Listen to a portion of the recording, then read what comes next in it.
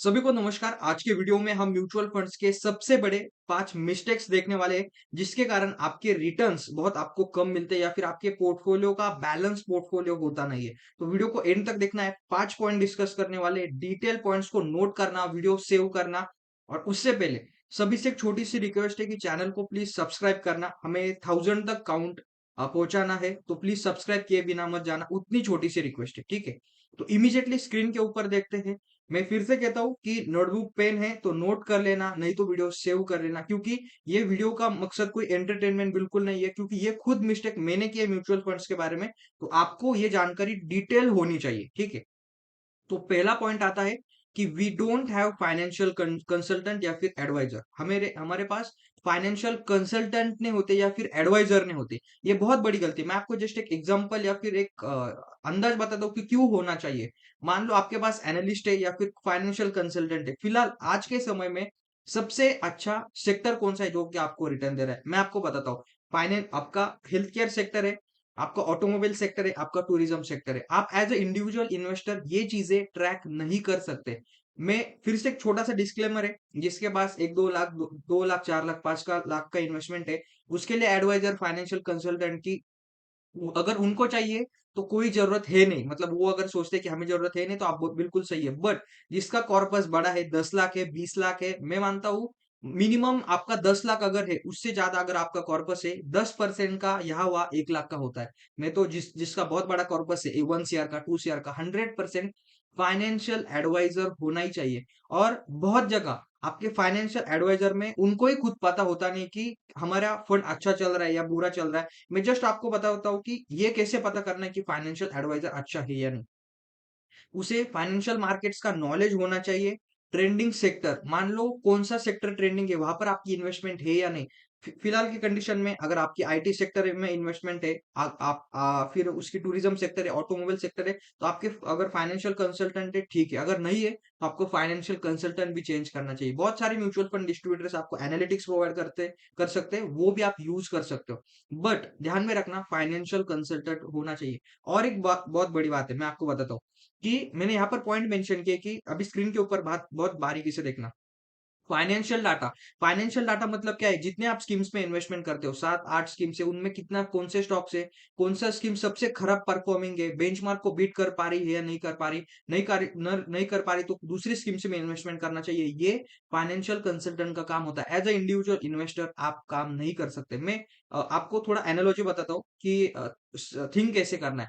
अगर आपको छोटी बीमारी है तो आप मेडिकल से भी दवाई ले सकते हो, बट अगर आपको बड़ी बीमारी है, कुछ भी बड़ा इशू है, तो आप अच्छे डॉक्टर के पास ही जाओगे। वैसे ही अगर आपके पास थोड़ा फाइनेंशियल पोर्टफोलियो है, छोटा है, तो कोई इशू नहीं, आप पर्सनल मैनेज कर सकते हो। 1-2 लाख का इधर उधर हुआ इशू नहीं है। बट बहुत बड़ा पोर्टफोलियो 1 CR का, 2 CR का, तो आपको फाइनेंशियल एडवाइजर कंसल्टेंट होना ही चाहिए।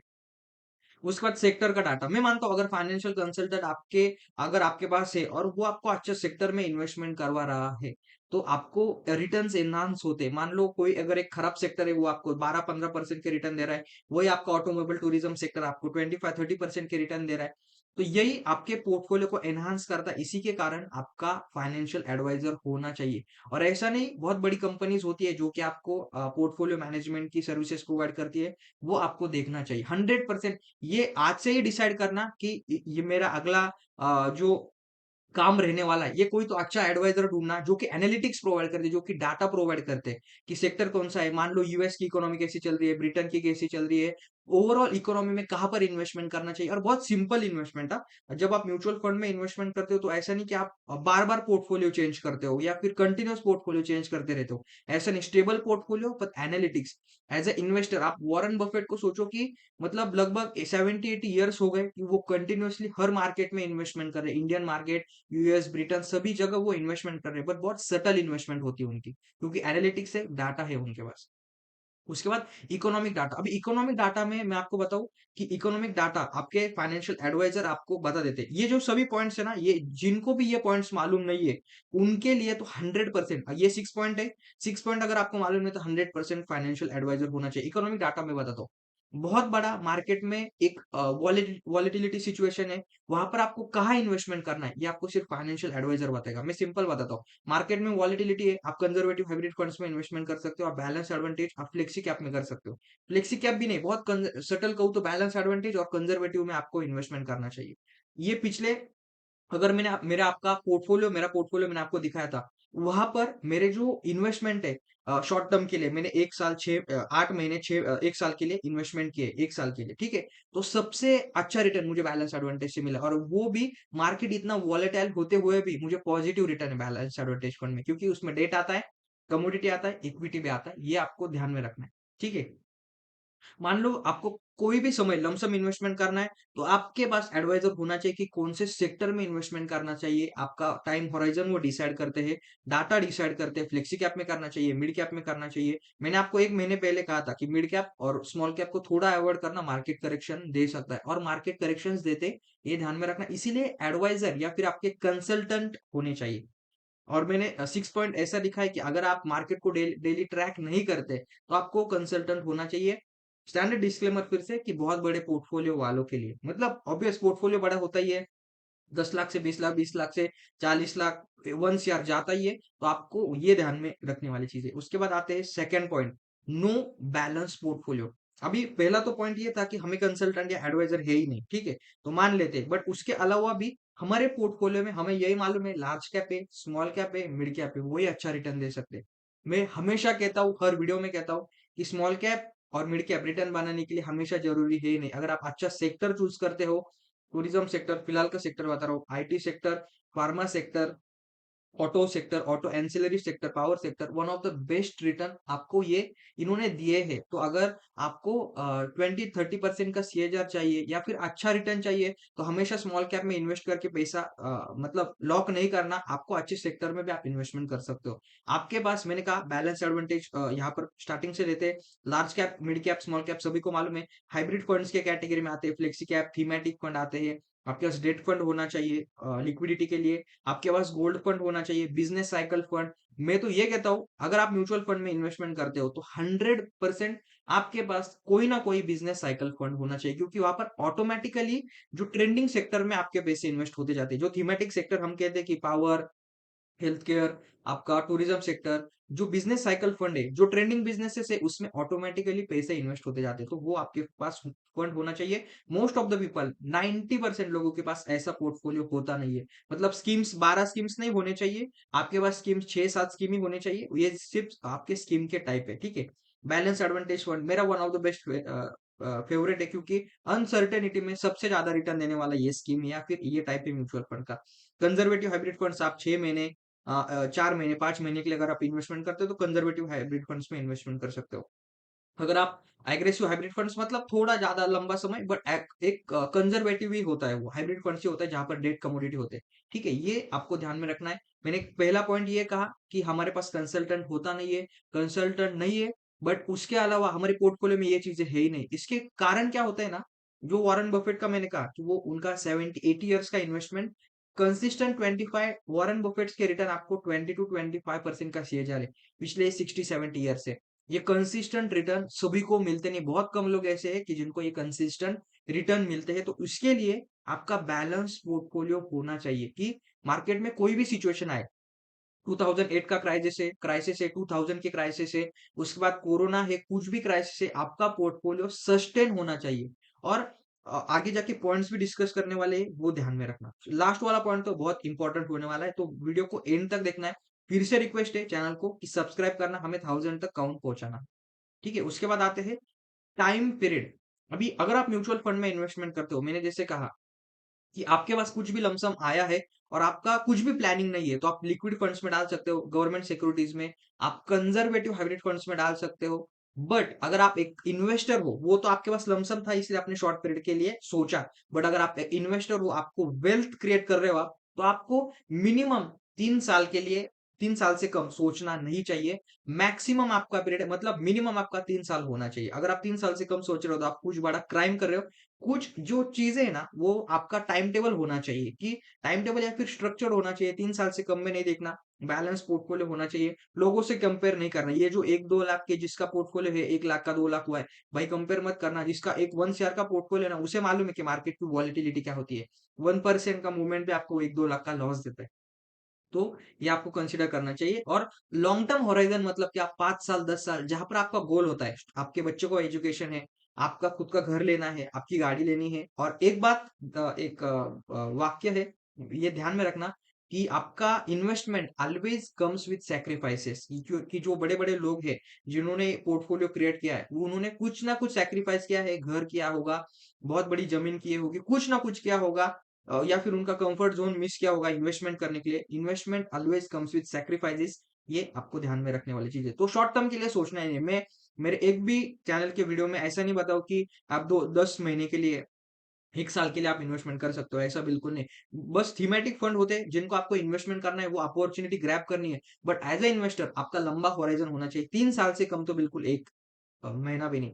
उसके बाद ये पॉइंट बहुत ही इंपॉर्टेंट है। मैं आपको बताऊं कि यहाँ पर 99% ऐसे लोग हैं कि जो गोल लेस इन्वेस्टमेंट करते हैं।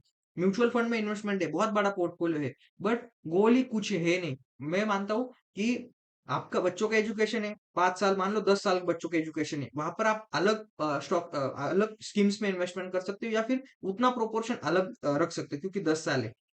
किसी सिचुएशन के लिए, किसी की शादी है, बच्चे की शादी है, बेटी की शादी है, तो 5 साल है, 5 साल है, 7 साल है, उसे एक प्रॉपर एलोकेशन होना चाहिए। आपका इन्वेस्टमेंट के पीछे हमेशा कुछ ना कुछ मोटिव होना चाहिए। अगर मोटिव होता है ना, तो रैंडम पैसे आप की इन्वेस्ट करते रहो, करते रहो, करते रहो। क्यों करना है इन्वेस्टमेंट? अगर आपके पास मोटिव नहीं है, कुछ खर्चा करने का मोटिव नहीं है, तो इन्वेस्टमेंट आपका करने का कोई बेनिफिट होता नहीं है। जस्ट रिटायरमेंट के लिए, भाई रिटायरमेंट के लिए 60-65 एज का रिटायरमेंट होता है आपका। उसके बाद आप क्या गाड़ी लोगे? उसके बाद क्या क्या घूमोगे? आपका पूरा बॉडी आपको साथ नहीं देगा। तो जब हम इन्वेस्टमेंट करते हैं तो मोटिव के साथ इन्वेस्टमेंट करना चाहिए। आपका यहाँ पर लिखा है मैंने, चिल्ड्रन का एजुकेशन है, आपकी बच्चों की शादी है, आपको घर लेना है, बिजनेस कोई शुरू करना है। बहुत मतलब अगर मुझे आप कहोगे तो मुझे 40-45 ईयर्स तक रिटायर होना है। इसीलिए मैं वहां पर मुझे फाइनेंशियल इंडिपेंडेंट मिल जाएगा। मैं खुद का कुछ भी कर सकता हूँ। मैं आराम से गांव में जा सकता हूँ। कुछ भी मेरी मुझे पेड़ लगाने अच्छे लगते हैं। वहां पर मैं कुछ भी सोशल सर्विस कर सकता हूँ। कुछ भी कर सकता हूँ। इससे गोल कहते हैं कि मुझे पैसा कमाना क्यों है, उस समय तक पैसा ग्रो क्यों करना है। ये बहुत इंपॉर्टेंट चीज है, लोग ये मिस करते हैं। उसके बाद मैंने लिखा है सोशल सर्विस। किसी को भी जल्दी रिटायर हो जाओ, कुछ सोशल सर्विस में अपना काम फोकस करो। कुछ भी कर सकते हो आप, बिजनेस चालू कर सकते हो, छोटी सी दुकान चालू कर सकते हो, आराम फाइन। वेल्थ का मतलब, आपके म्यूचुअल फंड के वेल्थ का मतलब ये नहीं कि आपको पैसा मतलब जनरेट करना है, पैसा मैनेज करना है। वेल्थ जनरेट करने का मतलब है फाइनेंशियल इंडिपेंडेंट होना, कि उस पैसे को अच्छे बिजनेसेस में लगाओ। Mutual fund as a business ही उसमें लगाओ और आपका एक फाइनेंशियल इंडिपेंडेंट हो जाओ। आप जब वेल्थ जनरेट करते हो, तो ये ध्यान में रखने वाली चीज है। उसके बाद लास्ट का point, one of the best point है कि मैं हमेशा कहता हूँ, हर वीडियो में कहता हूँ, मैंने एक वीडियो भी क्रिएट किया था, आप देख लेना। लिंक में डिस्क्रिप्शन या फिर कहीं तो पेस्ट करता हूँ कि लोगों का ये माइंडसेट रहता है कि मैं अभी, अगर मेरी एज 30 है तो मैं 60-70 ईयर्स तक या 50-60 ईयर्स तक मैं कंटिन्यूअसली 10-10 हजार की इन्वेस्टमेंट करता हूँ और जब मेरा एज 60-65 हो जाऊंगा मैं रिटायरमेंट ले लूंगा। भाई मुझे बताओ, आप पूरा लाइफ का कॉम्प्रोमाइज कर रहे हो, मतलब सस्ते में रह रहे हो, क्यों इन्वेस्टमेंट करना है? और 65-60 ईयर्स तक अगर आप इन्वेस्टमेंट करते हो तो आप घर कब खरीदोगे, गाड़ी कब खरीदोगे, आपका लाइफस्टाइल आप कब चेंज करोगे? ये ध्यान में रखने वाली चीज है। म्यूचुअल फंड का इन्वेस्टमेंट मतलब बहुत सारे लोग, या फिर वो जो कैलकुलेटर रहता है ग्रो, या फिर म्यूचुअल फंड कैलकुलेटर, वहां पर लोग क्या करते हैं, 40 ईयर्स, 10 में अगर 10 हजार हर महीने इन्वेस्टमेंट करो, 40 साल की, तो कितना वेल्थ होगा? पागल हो। मतलब अगर आप ये सोचते हो तो आप पूरा गलत सोच रहे हो, पागलपन चल रहा है। पूरे जो आपके जो डिस्ट्रीब्यूटर्स होते हैं या फिर गाइडेंस करने वाले लोग हैं यूट्यूब के, या फिर कोई भी, पागल बनाते हैं। ध्यान में रखना कि म्यूचुअल फंड का ऑब्जेक्टिव, मैं आपको 1 सेंटेंस 2 सेंटेंस में बताता हूँ कि जितना जल्दी, जितना ज्यादा वेल्थ जनरेट करोगे, उतना जल्दी फाइनेंशियल इंडिपेंडेंस आता है। यहाँ पर 10 हजार की जगह आप अच्छा बड़ा कॉर्पस करो। मान लो 10 हजार भी चल रहा है, आपका घर का ईएमआई भी चल रहा है, आपका गाड़ी का ईएमआई भी चल रहा है, जो आपकी फाइनेंशियल आपने लायबिलिटी क्रिएट किया था, उसे स्टॉप करो। आप ज़्यादा एसआईपी करो, जहाँ पर आप 30 साल 30 इयर्स के लिए कर रहे हो, 10 साल के करो, 10 साल के लिए करो, ज़्यादा इन्वेस्टमेंट करो और जल्दी रिटायरमेंट ले लो। जल्दी फाइनेंशियल इंडिपेंडेंट हो जाओ, वहाँ पर आप घर खरीद सकते हो, वहाँ पर आप गाड़ी खरीद सकते हो। मेरा तो ये मानना है, जो भी बिगिनर्स है, मेरे जो वीडियो देखते हैं वो most of the 25 years to 35-40 years तक के लोग देखते हैं। आपका मैक्सिमम पीरियड 50 इयर्स का होना चाहिए। यहाँ पर मैंने 40-45 इयर्स, 50 इयर्स के अंदर आप रिटायरमेंट होना चाहिए। रिटायरमेंट ऐसा नहीं कि हाँ रिटायरमेंट हो जाओ और कुछ काम नहीं, घर पे सो जाओ, ऐसा नहीं। आप कुछ भी कर सकते हो। मैंने जैसे ऊपर कहा था, सोशल सर्विस कर सकते हो, छोटा सा बिजनेस स्टार्ट कर सकते हो। वहां पर आपको फ्रीडम आती है, कोई पूछने वाला है नहीं। तो जॉब से या कोई भी और तरीके से मल्टी एसेट होते हैं, यहाँ पर मैंने लिखा है कि मल्टी एसेट क्रिएट करो। जॉब है, कुछ खेती है, वहां पर पेड़ लगाओ, जहाँ जो आपको कंसिस्टेंट इनकम दे सकते हैं। कुछ भी और चीजें होती है, कई अच्छी जगह इन्वेस्टमेंट करो, छोटा छोटा बिजनेसेस में शेयर खरीद लो, जो प्रैक्टिकल बिजनेसेस है आपके आजू बाजू में। ऐसे कुछ भी करो, आपका एक कम समय में ज्यादा पोर्टफोलियो जनरेट होना चाहिए। तो ये पहली वाली गलती मत करना कि मैं 30 साल 40 साल के लिए 10,000 का इन्वेस्टमेंट करूंगा हर महीने और मेरा कुछ तो हो जाएगा। कुछ नहीं होगा। मैं मानता हूँ कि आपका एक साल का इन्वेस्टमेंट होता है कितना है, 12 महीने इंटू 10,000, एक 1,20,000। आप जिस फोन से देख रहे हो, तो मोस्ट ऑफ द टाइम जिनके पास फोन आईफोन होगा, तो वही 1.5-2 लाख का फोन होता है। तो ये ध्यान में रखना कि जितना जल्दी बहुत बड़ा कॉर्पस होना चाहिए। आपका कॉर्पस का साइज में यहाँ पर मेंशन नहीं किया, बट 5 CR 10 CR का कॉर्पस होना चाहिए और उतना बड़ा होता है। जब आप कंसिस्टेंटली बड़े पैसे इन्वेस्टमेंट करते हो, तो बड़ा कॉर्पस होना चाहिए। और try to do a lump sum investment. जब आप लमसम इन्वेस्टमेंट करते हो, तो पैसे को ग्रो होने के लिए टाइम मिलता है। तो ये चीजें बहुत इंपॉर्टेंट है। तो फिर से रिकैप करते हैं।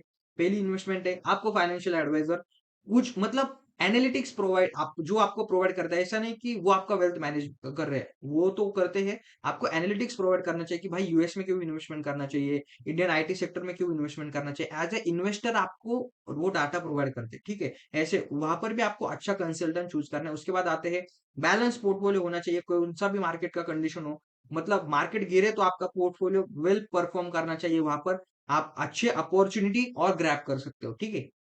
उसके बाद लॉन्ग टर्म होराइजन होना चाहिए, 3 साल 4 साल 5 साल 10 साल, उसके नीचे कुछ होना नहीं चाहिए। उसके बाद गोल होना चाहिए कि मैं क्यों इन्वेस्टमेंट कर रहा हूँ। मैंने कहा कि जस्ट रिटायरमेंट के लिए इन्वेस्टमेंट कर रहे हो पूरे लाइफ सेक्रीफाइस करके, ये बहुत गलत अप्रोच होता है। तो अप्रोच अच्छा रखो, रीजन रखो, और जो जो रीजन है उसे कंप्लीट करके चले जाओ, ठीक है। उसके बाद आपका कम समय में ज्यादा इन्वेस्टमेंट होना चाहिए। ये लोग बहुत लोग कम बताते हैं, क्योंकि मतलब क्या होता है ना, जब आप किसी भी डिस्ट्रीब्यूटर, मैं खुद एक डिस्ट्रीब्यूटर हूँ, बट मैं आपको ऐसा कभी सजेस्ट नहीं करता, या फिर मुझे मैं मेरा अप्रोच बहुत अलग है। मैं क्यों कभी पब्लिसिटी नहीं करता या फिर बताता नहीं हूँ, क्योंकि मुझे मालूम है जिनको सच में इन्वेस्टमेंट करता है, वो हमें खुद से अप्रोच करते कि हमें आपकी एनालिटिक्स प्रोवाइड करो, ठीक है। वो तो बात की बात है।